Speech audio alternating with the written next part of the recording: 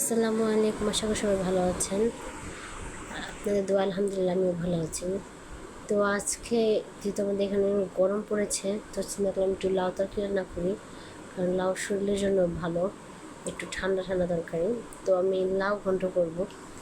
তো এখানে আমি লাউটা ভালোভাবে কেটে নিতেছি, ভালো করে টুকরো টুকরো করে নিয়েছি, যে খোসা ছাড়াতে পরিমাণ সহজ হয়।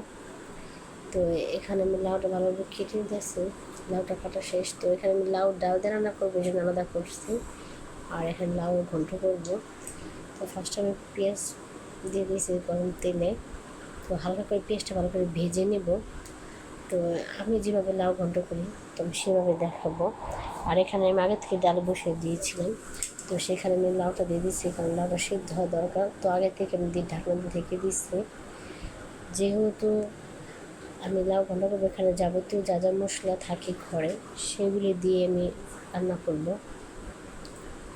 আর ভালোভাবে মশলাটা কষে নেব, যেহেতু এখানে মরিচের গুঁড়া অ্যাড করবো না আমি, এই জন্য কাঁচামরিচের ঝাল দিয়ে রান্না করবো। তো এখানে কাঁচামরিচটা আমি দিয়ে দিলাম। তো এখানে আমি 2টা ডিম ভেঙে দিব। ডিমটা ভালোভাবে ভেঙে দিয়ে ভালোভাবে ভেজে নেব এটাকে। তো ডিমটা আমি ভালোভাবে এখানে একটু ভেজে কষিয়ে নিয়েছি। তো এখানে আমি লাউটা দিয়ে দিব। তো যেহেতু লাউ থেকে এক্সট্রা পানি উঠে, তো আমি কোনো পানি দিইনি। তো এখানে লাউটা ভালোভাবে কষিয়ে নিয়েছি। এখানে লাউ ডাল আমার হয়ে গেছে, এটা আমি দেখাতে পাইনি। তো এখানে আমি ডিম ভালোভাবে ভেজে নিয়েছি, আগেতে সিদ্ধ করা ছিল। ডিম ভাজা হয়ে গেছে। এখানে আমি মাছ ভেজে নিয়েছি, কারণ ডিম ভুনা করবো আর সাথে মাছ ভাজা। তো এখানে আমার লাউ ঘন্টটাও হয়ে গেছে, আমার মাছ ভাজাটা প্রায় হয়ে গেছে।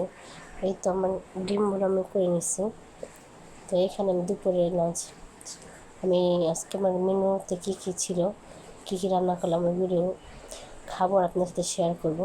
তো এখানে ফার্স্টে আমি লাউ তরকারি দেখিয়ে নিলাম, তারপরে যে ডিম ভুনা করছি ওইটা দেখিয়ে নিচ্ছি।